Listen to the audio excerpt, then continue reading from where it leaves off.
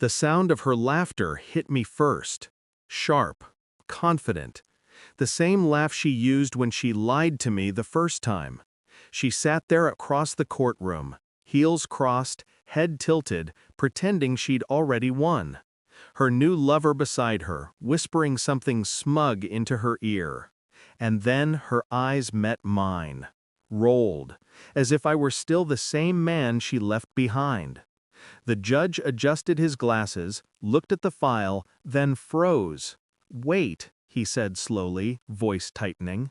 "The charges are against you?" I didn't blank, didn't move, because that was the moment everything turned. They just didn't know it yet. It began 6 months ago. Her perfume was different, her phone faced down, and the way she said "I love you" felt more like punctuation than emotion. I didn't ask questions. I've learned silence reveals more than confrontation ever could. So I watched.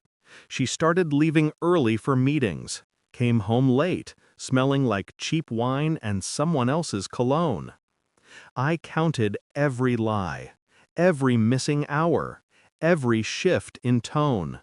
When I checked the phone records, I saw one number repeated, hidden under a fake business contact. I traced it. It belonged to a man named Ryan, her client.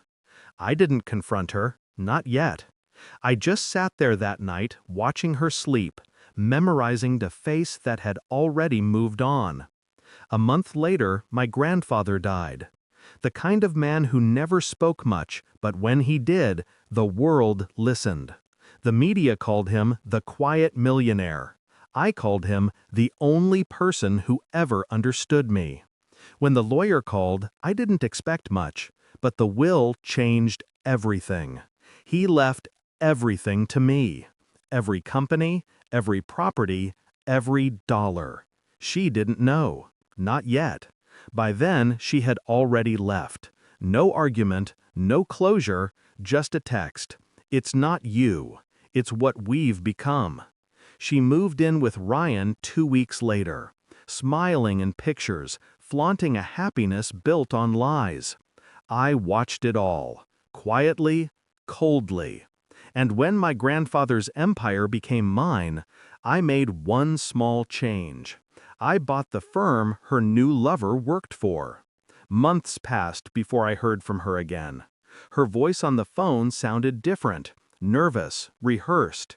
She said she wanted to talk. She said she deserved something.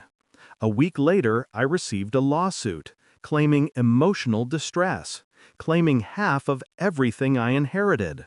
She said we were still legally married when my grandfather died. Her lawyer? Ryan.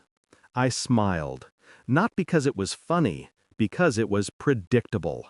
And now, here we were, in this courtroom. The air smelled like polished wood and arrogance. She looked radiant in her cruelty, dressed for victory. I sat still, calm, because I knew something she didn't. The judge flipped through the papers again, frowning. He glanced at me, then at her, confusion settling into his expression. "Mr. Hale," he said, "according to these documents, you're not being sued." He looked at her. "The company she's attempting to sue belongs to you. You're the major shareholder." Her smile cracked. Ryan's throat tightened. Their eyes darted toward me. I said nothing. I simply placed a folder on the table. Inside were documents, emails, transfers, evidence of Ryan's misconduct at the firm, signed confessions, all neatly time-stamped. The judge looked at Ryan. This is your signature?" Ryan stammered. The color drained from her face. She finally turned to me, voice trembling. You set this up?" I met her eyes, calm, controlled. "I didn't set anything up," I said. "I just let you do what you were always going to do." The silence that followed was perfect, cold, heavy. Ryan was escorted out within minutes, disbarred, ruined. She sat alone, clutching her bag like a lifeline. The case was dismissed. The judge offered condolences for the misunderstanding. As I stood to leave, she whispered, "Why? Why go this far?" I paused, not to answer, but to remember. The nights I stayed awake, wondering what I did wrong.